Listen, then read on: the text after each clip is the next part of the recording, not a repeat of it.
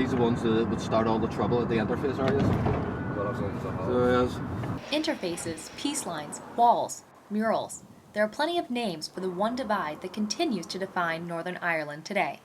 More than 10 years after the celebrated peace agreement, it remains a land marked by physical and mental boundaries between the Catholic and Protestant sides. Post-conflict analysts say the number of barriers have tripled since the ceasefires in 1994, from 29 to 88. We've had a large number of them have been built since the peace ceasefires in 1995 and 1994. I'm standing in front of what looks like an ordinary roundabout to most people, but in fact stands for a lot more. It's one of the silent interfaces.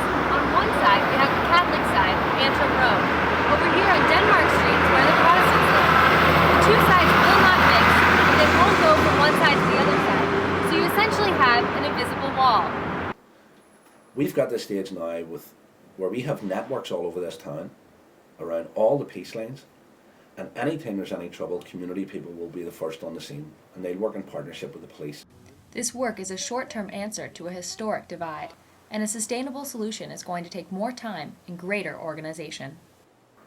There's no one wants those peace lines down more than the people who live in the shadow of them, because they're the people who live with cages around their windows. They're the people who look out their back or front door and see a wall. They're the people who have the tourists coming around gaping at them as if they were goldfish in a bowl. So what we need to do is bring the people who live on interfaces into mainstream society. Make the peace process work for them. For people living on the peace lines, the line between conflict and post-conflict is not so black and white. Caroline Porter, reporting from Belfast.